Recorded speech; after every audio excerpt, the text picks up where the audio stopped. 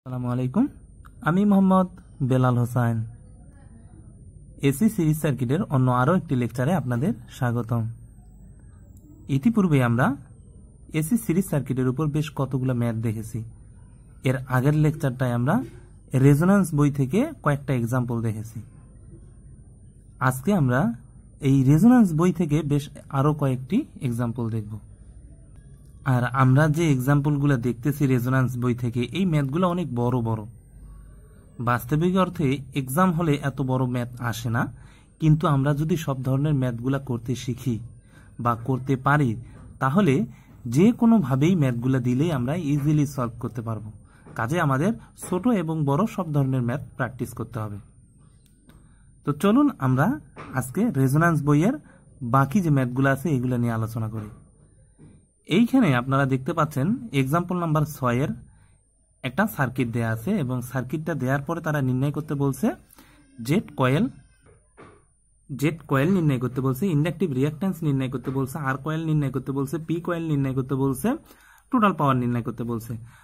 সবার আগে আমাদের প্রশ্নটা খুব ভালোভাবে বুঝতে হবে, দেন প্রশ্নর সলিউশন করতে হবে। তো এই যে সার্কিটটা, এই সার্কিটটার মধ্যে তারা দুইটা জিনিস দিছে।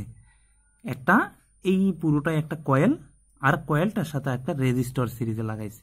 তো ইতিপূর্বে আমরা যে ম্যাথগুলো করছি ওই ম্যাথগুলোই দেখেছি যে যদি একটা কয়েল থাকে, একটা কয়েলের মধ্যে রেজিস্ট্যান্স এবং ইন্ডাক্টর দুটাই থাকে। কারণ আমরা জানি কি একটা কয়েল ইন্ডাকটিভ সার্কিট, অর্থাৎ সেখানে যে পিএফটা হয় সেখানে পিএফটা ল্যাগিং হয়। তো এখানে একটা ওই কয়েল দেয়া আছে, তার মানে দেখুন কয়েলের ভিতরে একটা রেজিস্টর আছে এবং একটা ইন্ডাক্টর আছে। এটা একটা অংশ। এই অংশে কয়েলটার মধ্যে টোটাল ড্রপ করে কত 200 ভোল্ট, আর আরেকটা অংশ আছে রেজিস্টর। এই রেজিস্টরটার মধ্যে ড্রপ করে 125 ভোল্ট। তো এইটার ড্রপ আর এইটার ড্রপ দুইটার ভেক্টোরিয়াল যোগফল হওয়ার পর এই 250 ভোল্ট হয়। তো আমরা এই জিনিসটাই আগে দেখব ভেক্টরের সাহায্যে, তাহলে আমাদের বুঝতে খুব সহজ হবে। তো চলুন আমরা ম্যাথটা খাতার মধ্যে নিয়ে যাই। এইটা হচ্ছে সেই ম্যাথটা। এখন দেখুন, সবার আগে আমরা এই কয়েলটার ভেক্টরটা অঙ্কন করি। কয়েলটার ভেক্টর ডায়াগ্রামটা কিরকম হয়? তো কয়েলের মধ্যে টোটাল ভোল্টেজ হচ্ছে কত 200 ভোল্ট। তো দেখুন এই যে এটা হচ্ছে কি রেজিস্টর। তো রেজিস্টর দেখুন এটা কিন্তু সিরিজ সার্কিট। তো সিরিজ সার্কিট যদি হয় তাহলে ধরলাম এটা আই এর সাথে ইন ফেজে আছে কি এইখানে ড্রপ কত ভিআর, আর এটা ভিএল দুইটা যোগ হওয়ার পর হয়ে গেছে কি ভি হচ্ছে কত 200। শুধুমাত্র আমি কয়েলটার ভেক্টরটা অঙ্কন করলাম, এটা হচ্ছে শুধু কয়েলটার ভেক্টরটা। এখন এই যে কয়েলটার ভেক্টর এর সাথে আবার আরেকটা রেজিস্টর আছে, তাহলে টোটালটার ভেক্টরটা কিরকম? টোটালটার ভেক্টরটা দেখি এরকম, আই এর সাথে কত ড্রপ আছে 125 ড্রপ ইন ফেজে, তার সাথে ইন ফেজে কি আছে ভিআর আছে, এইখানের ভিআরটা, তাহলে এইটা ভিআর এর সাথে কি আছে, ভিআর এর সাথে ভিএল আছে। দেন এই যে এটা হচ্ছে কত 250 ভোল্ট, আর এইখান থেকে এটা এই অংশটা অর্থাৎ এটা হচ্ছে 200 ভোল্ট। তাহলে এইটুকু অংশ শুধুমাত্র কয়েলের জন্য, আর পুরো অংশটাই পুরো সার্কিটটার জন্য। যদি আমরা এইটুকু অংশ বুঝতে পারি তাহলে এই ম্যাথগুলো ইজিলি সলভ করতে পারবো। তো দেখি আমরা এইটা থেকে আগে দেখি, যেহেতু আমরা শুধুমাত্র টোটাল ড্রপ জানি, তো আমরা রেজিস্টরে কি পরিমাণ ড্রপ হয়েছে সেটাও জানি না এবং ইন্ডাক্টরে কি ড্রপ হয়েছে সেটাও জানি না। তো আমরা শুধুমাত্র এটা নিয়ে আগে কাজ করি। তাহলে কত 200 square V L square plus V R square এই থেকে, তাহলে আমরা পাচ্ছি দেখুন এটা কিন্তু এইভাবেও লেখা যায় যে 200 ভি আর প্লাস জে ভি এল। তো আমরা এইভাবে না লিখে এইভাবে লিখলাম, ওকে। এখন এইখান থেকে আমরা ভিএল নির্ণয় যদি করতে চাই, ভিএল যদি নির্ণয় করি ভিএল স্কোয়ার, তাহলে 200 square minus V R square, এটারে দিলাম 1 নম্বর সমীকরণ। দেখুন আমি আবারও বলছি এই ম্যাথগুলো করতে গেলে অনেক বড় বড় ম্যাথ হয়, এই ধরনের ম্যাথ এক্সাম হলে আসবে না, কিন্তু এই ম্যাথগুলোকে আরো শর্ট করে তারা এক্সাম হলে দিবে। কাজে আমরা যদি সব ধরনের ম্যাথগুলো ইজিলি সলভ করতে পারি তাহলে এক্সাম হলে যেভাবেই ম্যাথ দেখ আমরা পারবো। তো আমরা তো দেখলাম শুধুমাত্র এটা কয়েলের ক্ষেত্রে, তো এবার পুরো সার্কিটটার ক্ষেত্রে দেখি। পুরো সার্কিটটা হচ্ছে 250 স্কোয়ার, এখানে কত 125, আর এটা পুরোটাই সার্কিটটা কমপ্লিট করুন। দেখুন তাহলে এইখান থেকে এইখান, তাহলে এটা হচ্ছে কত 125 প্লাস ভি আর, এটা হচ্ছে রেজিস্টিভ ড্রপ, দেখুন পুরোটাই প্লাস ভি এল স্কোয়ার। তো ভি এল সমান সমান আমরা কি পাইছি এটা দেখি, 125 plus V R square, V L square সমান সমান আমরা পাইছি 200 মাইনাস ভি আর স্কোয়ার। এখন এটা যদি আমরা এ প্লাস বি হোল স্কোয়ারের সূত্র বসাই, তাহলে এ স্কোয়ার প্লাস 2ab, তাহলে 125 দুগুণা কত 250 V R square plus V R square plus 200 square minus V R square, এটা কাটা যাবে, তাহলে এখানে কত 250 স্কোয়ার। তাহলে এই জায়গা থেকে আমরা ভি আর পাবো। ক্যালকুলেশন করলে দেখি ভি আর কত আসে। ভি আর আসতেছে 27.5 ভোল্ট। তাহলে আমরা ভি আর পাচ্ছি। ভি আর যদি এখানে বসাই দেই তাহলে ভিএল পাবো। তাহলে ভিএল আমরা পাচ্ছি কত 200 স্কোয়ার মাইনাস 27.5 স্কোয়ার। তাহলে এটা ক্যালকুলেশন করলে কত আসে 198.1 ভোল্ট।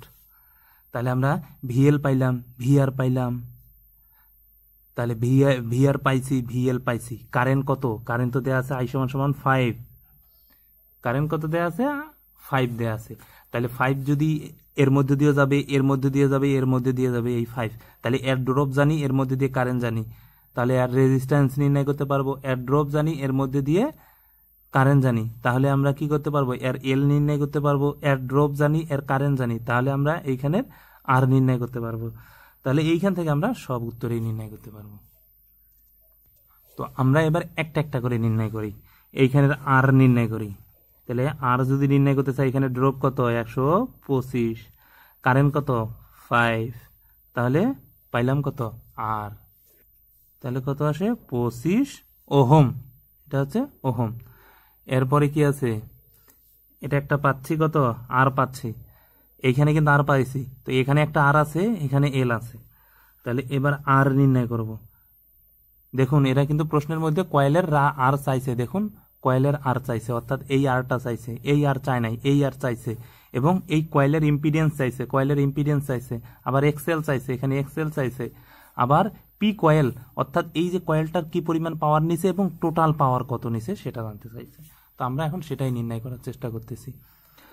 তো এইখানের রেজিস্ট্যান্স কত, কয়েল রেজিস্ট্যান্স হচ্ছে, এখানে ড্রপ কত আসছে ভিআর কত, ভিআর 27.5, তাহলে 27.5 আর কারেন্ট হচ্ছে কত 5, তাহলে রেজিস্ট্যান্স আসে কত 5.5 ওহম। তার মানে আরসি পাইলাম। এবার এক্সেল কত, এখানে ড্রপ কত 191, অর্থাৎ এই জায়গায় ড্রপ কত, এটার ড্রপ হচ্ছে 98.1 আর কারেন্ট হচ্ছে কত 5, তাহলে আসে কত 39.62 ওহম। তাহলে এই জায়গার ইম্পিডেন্স কত, এই অর্থাৎ এই জেড কয়েলটা নির্ণয় করতে বলছে, জেড কয়েল কত, তাহলে জেড কয়েল হচ্ছে 5.5 প্লাস জে 39.62, এইটাকে আমরা এখন পোলার ফর্মে করে উত্তর দেখাবো। তো পোলার ফর্ম যদি করি তাহলে উত্তর আসে 40 আর কোন আসছে কত 42.096, এই হচ্ছে জেড কয়েল। তো জেড কয়েল পাইলাম, এক্সেল পাইলাম, আর কয়েল নির্ণয় করলাম, আর কয়েল নির্ণয় করলাম, এটাও পাইলাম, এটা পাইলাম, এটা পাইলাম। এখন আমরা দেখব যে কি পরিমাণ পাওয়ার সে নিচ্ছে, অর্থাৎ কয়েলটা কি পরিমাণ পাওয়ার নিচ্ছে। তো কয়েলের পাওয়ার, তো পাওয়ার আমরা কোথায় জানি, আমরা জানি না পাওয়ার লস হয় কোথায়, রেজিস্ট্যান্সের মধ্যে পাওয়ার লস হয়, ইন্ডাক্টরে কোনো পাওয়ার লস হয় না, ইন্ডাক্টরে কোনো পাওয়ার লস হয় না। তো শুধুমাত্র এখানে পাওয়ার অপচয় হবে আই স্কয়ার আর এর জন্য। তাহলে আই স্কয়ার আর যদি হয় আই কত 5 স্কয়ার গুণন আর কত 5.5, এটা কিসের লস পাইলাম, এটা শুধুমাত্র এইখানের, অর্থাৎ কয়েলের এই যে কয়েলটার লস হচ্ছে, কয়েলটার লস হচ্ছে এটা। তাহলে দেখি কত আসে, 137.5 ওয়াট। এটা হলো কি কয়েলটার মধ্যে অপচয়। আমি আবারও বলছি, দেখুন কয়েলের মধ্যে যে অপচয়, কয়েলের মধ্যে ইন্ডাক্টর আছে এবং রেজিস্টর আছে। তো আমরা কি জানি পাওয়ার অপচয় কিসে হয়? শুধু রেজিস্টরের মধ্যে হয়, কয়েলের মধ্যে অর্থাৎ ইন্ডাক্টরের মধ্যে পাওয়ার অপচয় শূন্য, অর্থাৎ অ্যাভারেজ পাওয়ার তার শূন্য। তো যেহেতু শূন্য, কাজেই এইখানের যে লসটা হবে এই লসটাই হবে এই কয়েলের মধ্যে টোটাল লস। তো এখন আমরা এই সার্কিটটা টোটাল লসও নির্ণয় করতে বলছে, তার মানে আমরা এটা পাইলাম। এখন সার্কিটটা টোটাল লস দেখব। তাহলে সার্কিটটা টোটাল লস যদি আমরা নির্ণয় করতে চাই, তাহলে সার্কিটের মধ্যে কি কি আছে? এই একটা রেজিস্টর আছে, এই একটা রেজিস্টর আছে, আর এটা তো ইন্ডাক্টর। ইন্ডাক্টরের মধ্যে তো কোনো অপচয় হয় না। তাহলে এর লস আর এর লস দুইটা যোগ করলেই হবে। তাহলে আমরা যদি দেই পি টি সমান সমান আই স্কোয়ার আর টি, অর্থাৎ আর টোটাল। আর টোটাল কি? আর টোটাল হচ্ছে দেখুন 25, অর্থাৎ এইখানের যে আরটা এটা 25 আর এইখানের আরটা হচ্ছে 5.5। তাহলে আমরা এখন দেখি 5 স্কোয়ার 5.5 যোগ 25। তাহলে এখন যে লসটা পাবো সেই লসটা হচ্ছে এই সার্কিটটার মধ্যে টোটাল লস 762.5 ওয়াট। এই হচ্ছে উত্তর। আবার এইখান থেকে যদি আমাদের পিএফ নির্ণয় করতে বলে, তাহলে পিএফ আমরা এই জায়গা থেকে নির্ণয় করব। দেখুন টোটাল জেট নির্ণয় করব, অর্থাৎ জেটি নির্ণয় করব। জেটি টোটাল কত আসে? টোটাল আসে 25 যোগ 5.5 যোগ জে 39.62। তো এইখান থেকে আমার আসবে কি? এইখান থেকে আসতেছে এখানে 30, অর্থাৎ 30.5 প্লাস জে 39.62। এইখান থেকে আমার একটা অ্যাঙ্গেল আসবে, এই অ্যাঙ্গেলটা আমি cos থিটায় বসাই দিব, পিএফ চলে আসবে। এই হচ্ছে আমাদের 6 নাম্বার ম্যাথটা সলভ করলাম। এই 7 নাম্বার ম্যাথটার ক্ষেত্রে দেখুন বলছে যদি ভি সমান সমান 0 প্লাস জে 10 হয় এবং আই সমান সমান 0.8 প্লাস, মানে এখানে আই এর একটা ভ্যালু দিয়ে দিছে এবং ভোল্টেজের একটা ভ্যালু দিছে, নির্ণয় করতে বলছে আর এবং এক্স এর মান। এবং এটা বলছে যে সার্কিটটা ক্যাপাসিটর না ইন্ডাকটিভ সার্কিট। তো ক্যাপাসিটর সার্কিট না ইন্ডাকটিভ সার্কিট, এটা আমরা ইজিলি দেখতে পারি। দেখুন এখানে সলিউশন দেওয়া আছে, আমি এই সলিউশন থেকে আপনাদের বুঝাই দেই, তাহলে আমার ম্যাথগুলো করতে আরো সহজ হবে। তো এখানে কি বলা আছে? ভোল্টেজের দেয়া আছে, একটা ভ্যালু দেয়া আছে, কারেন্টের একটা ভ্যালু দেয়া আছে। তো ভোল্টেজের ভ্যালুটা পোলার ফর্মে নিয়ে আসি। ভোল্টেজের ভ্যালুটা যদি পোলার ফর্মে আনি তাহলে আসে 10.90। এটা হলো ভোল্টেজের ক্ষেত্রে। আবার কারেন্টের ভ্যালুটা যদি পোলার ফর্মে নিয়ে আসি তাহলে এটা আসে, কারেন্টের ভ্যালুটা 136.86 এম্পিয়ার ভোল্ট। তো এটা হচ্ছে ভোল্টেজের, এটা হচ্ছে কারেন্টের। তো এইখান থেকে আমরা জেড পাবো, ভি ভাগ আই দিলে জেড পাবো। জেডটা দেখুন তো এখানে কি আছে? প্লাস, দেখুন 6 প্লাস জে 8 আসছে। তো আমরা কি জানি, যদি এখানে প্লাস থাকে জেটের ক্ষেত্রে, দেখুন ইম্পিডেন্সের ক্ষেত্রে ভ্যালুটা যদি মাঝখানে প্লাস থাকে, অর্থাৎ যে অপারেটরটার সাথে যে ভ্যালুটা থাকে তার আগে যদি প্লাস থাকে তাহলে সেটা ইন্ডাকটিভ সার্কিট, আর যদি তার আগে মাইনাস আসে তাহলে সেটা ক্যাপাসিটর সার্কিট। তো সার্কিটটার কি এখানে প্লাস আসছে, তার মানে এটা একটা ইন্ডাকটিভ সার্কিট। তো এটা হচ্ছে রেজিস্টর, এটা হচ্ছে এক্সএল ইন্ডাক্টর, ইন্ডাকটিভ রিঅ্যাকট্যান্স। তো এই দেখুন ইন্ডাকটিভ রিঅ্যাকট্যান্স পাইছে, রেজিস্ট্যান্স পাইছে এবং সার্কিটটা ইন্ডাকটিভ সার্কিট। উত্তর শেষ। এই 8 নম্বর প্রশ্নটা দেখুন কি বলছে। যখন আর এল সিরিজ সার্কিটটা কি আর এল, অর্থাৎ রেজিস্টর থাকবে এবং ইন্ডাক্টর থাকবে একটা সার্কিটের মধ্যে। তো সার্কিটের মধ্যে 10 ভোল্ট এত, অর্থাৎ 50 হার্জ সরবরাহ দেওয়া হয়। মানে এরকম সার্কিটটা হচ্ছে কি একটা রেজিস্টর আছে আর একটা ইন্ডাক্টর আছে। তো এই হচ্ছে একটা সার্কিট। এই সার্কিটটার মধ্যে 10 ভোল্ট আর 50 হার্জ কি হয় সাপ্লাই দেওয়া হয়, তখন সার্কিটটা 700 মিলি অ্যাম্পিয়ার কারেন্ট নেয়। আবার কি বলছে, যখন উক্ত সার্কিটে 10 ভোল্ট 75 হার্জ, দেখুন প্রথমে দিয়েছে 50 হার্জ, পরে দিয়েছে 75 হার্জ সর্বদা হয়, তখন কারেন্ট নেয় 500 মিলি অ্যাম্পিয়ার। দেখুন প্রবাহিত হয়। তবে রেজিস্ট্যান্স ও ইন্ডাকট্যান্স নির্ণয় করো। বলতেছে এই যে একটা সার্কিট, এই সার্কিটের এটা আছে রেজিস্টর আছে আর এখানে একটা ইন্ডাক্টর আছে। তো এই সার্কিটের মধ্যে যখন আমি 10 ভোল্ট এবং 50 হার্জ সাপ্লাই দিব তখন সে কারেন্ট নেয় 700 মিলি এম্পিয়ার। কিন্তু এই সার্কিটের মধ্যে যখন আমি 10 ভোল্ট এবং 75 হার্জ সাপ্লাই দিব তখন সে কারেন্ট নেয় 500 মিলি এম্পিয়ার। তাহলে রেজিস্ট্যান্স এবং ইন্ডাকট্যান্স কত? অনেক সহজ একটা ম্যাথ। তো দেখি আমরা কিভাবে হয়। এইরকম হচ্ছে সার্কিটটা দুইটা, অর্থাৎ 1 নম্বরে একটা সার্কিট, 2 নম্বরে আরেকটা সার্কিট। তো এই দুইটা সার্কিটের মধ্যে প্রথমে সে 700 মিলি এম্পিয়ার নিছে, পরে সে 500 মিলি এম্পিয়ার নিছে যখন 75 হার্জ হয়েছে। তাহলে কিরকম হয় এটা দেখি। তো আমরা কি জানি এটা একটা ইন্ডাকটিভ সার্কিট, অর্থাৎ পাওয়ার ফ্যাক্টর ল্যাগিং আর পাওয়ার ফ্যাক্টর ল্যাগিং। তাহলে এটা থেকে আমরা এরকম না, দেখুন তো এরকম করে লিখতে পারি না। এটা হচ্ছে জেড, এটা হচ্ছে আর, এটা হচ্ছে এক্সএল, অর্থাৎ জেড স্কোয়ার আর স্কোয়ার প্লাস এক্সএল স্কোয়ার। তাহলে এখানে সব 1 1 দেই। আবার এইখানেরটায় দেখুন এখানে কিন্তু সব ডাটা সেম, তাহলে এটাও 1 দেই, এটাও 1 দেই, যেহেতু ডাটা সেম আসবে। তাহলে এইটা হবে কি 1 নাম্বার সমীকরণ। আর এখানে 2 নাম্বারটার কি জেড 1 আর 1 square plus x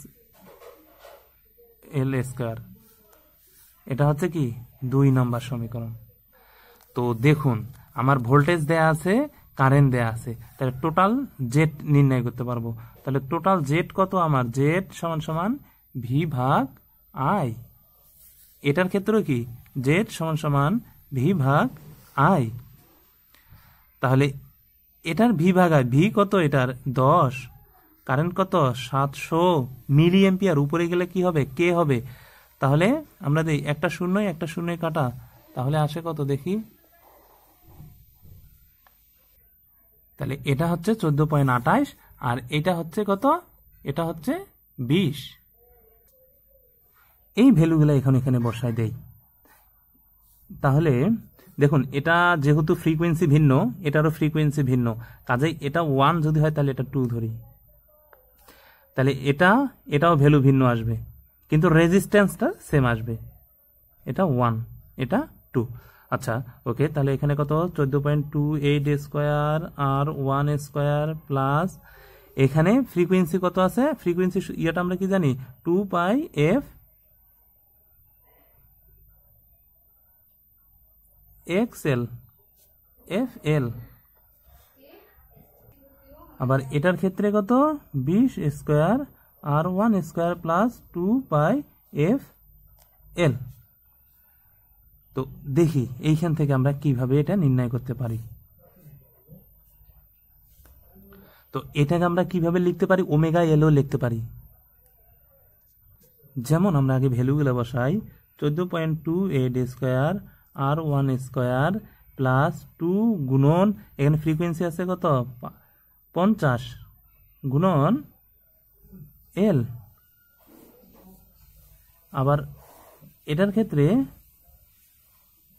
1 square plus 2 গুণন পাই গুণন ফ্রিকোয়েন্সি কত 75 গুণন এল। একটা আর একটা, অর্থাৎ এটা দিলাম 1 নম্বর সমীকরণ, এটা দিলাম 2। সরি, এখানে আমরা 2 থেকে 1কে আমরা বিয়োগ করব। তাহলে 2 থেকে 1 বিয়োগ, তাহলে 2 কত আছে 20 স্কোয়ার প্লাস আর স্কোয়ার প্লাস এই ভ্যালুটা, তাহলে এখানে 75 দুগুণে কত 150 পাই এল স্কোয়ার এবং পুরোটার উপর স্কোয়ার। আবার এটা আসে কত 14.28 স্কোয়ার আর 1 স্কোয়ার প্লাস 2 50 দুগুণে 100 পাই গুণন এল স্কোয়ার। এখন এটা ক্যালকুলেশন করলে কি আসে দেখি। এটা ক্যালকুলেশন করলে এল সমান সমান আসে, এল সমান সমান 0.039 হেনরি এবং আর সমান সমান আসে, আর সমান সমান আসে 6.85 ওহম। তো মূলত বেসিক কনসেপ্টগুলো যদি বুঝতে পারি তাহলে আমরা এই ম্যাথগুলা ক্যালকুলেশন সবগুলোরই একই রকম সিস্টেমে চলে আসে। বেসিক কনসেপ্টগুলো বুঝতে পারলেই আমরা এই ম্যাথগুলো ইজিলি সলভ করতে পারি। 9 নম্বর ম্যাথটার ক্ষেত্রে কি বলছে যে 60 হার্টজ, দেখুন 60 hertz sine wave, V voltage আছে কত 141 সাইন ওমেগা টি, একটি আরএল সিরিজ সার্কিট প্রয়োগ করা হলো।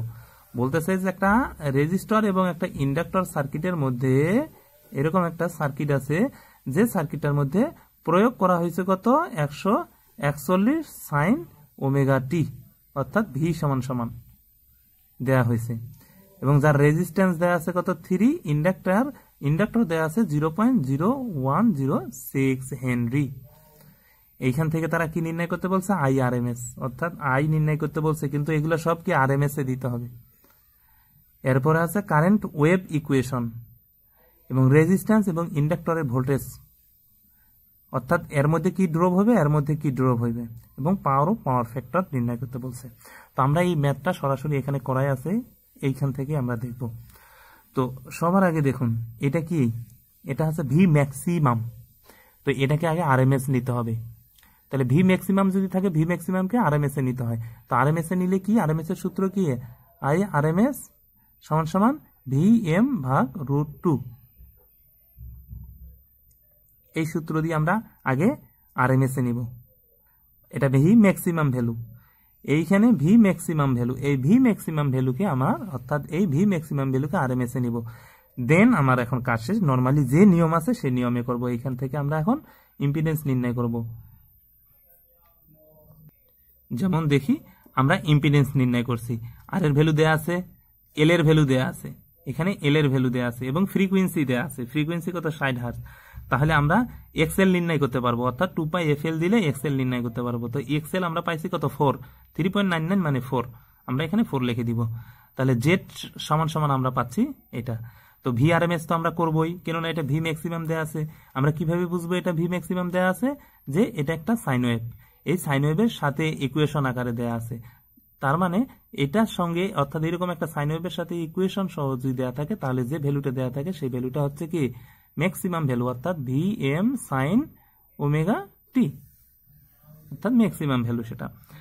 তো এখন দেখি, দেন ওইখান থেকে আমার VRMS নির্ণয় করা আছে, জেড নির্ণয় করা আছে, তাহলে ইজিলি আমি ওখান থেকে কারেন্ট নির্ণয় করতে পারতেছি। দেখুন কারেন্ট নির্ণয় হয়ে গেছে। এখন তারা IRMS ওই কারেন্টটাই নির্ণয় করতে বলছিল, এবং কারেন্টের ওয়েভ ফর্ম বলতেছে যে এটা তো ভোল্টেজের ওয়েভ ফর্ম, তো আপনি এরকম একটা কারেন্টের ওয়েভ ফর্ম বাইর করে দেখেন। তো কারেন্টের ওয়েভ ফর্ম বাইর করতে গেলে যেমন দেখুন ভোল্টেজের ক্ষেত্রে এটা ভি ম্যাক্স লাগছে, সাইন ওমেগা টি লাগছে, তাহলে কারেন্টের ক্ষেত্রেও এরকম আই ম্যাক্স আনতে হবে, দেন এই সূত্রটার মধ্যে ফেলাই দিতে হবে। তো কারেন্টের আগে তার মানে কি, আমাকে IM নির্ণয় করতে হবে, অর্থাৎ I ম্যাক্সিমাম নির্ণয় করতে হবে। তো এই জন্য আমরা কি করলাম, আগে I ম্যাক্সিমাম নির্ণয় করলাম, I ম্যাক্সিমাম দিলাম ওই সূত্র থেকে, এইখান থেকে, অর্থাৎ VRMS যেটা, এই সূত্র থেকে IRMS নির্ণয় করলাম, সেইখান থেকে IM নির্ণয় করব, অর্থাৎ I ম্যাক্সিমাম কারেন্ট নির্ণয় করব, ম্যাক্সিমাম কারেন্ট নির্ণয় করলাম। তো এইটার ক্ষেত্রে দেখুন, এই সূত্রটার ক্ষেত্রে থিটা, এখানে থিটা কত 0, এইরকম থিটা 0 হওয়ার কারণে এই জায়গায় তারা থিটাটা উল্লেখ করে আর লেখে নাই।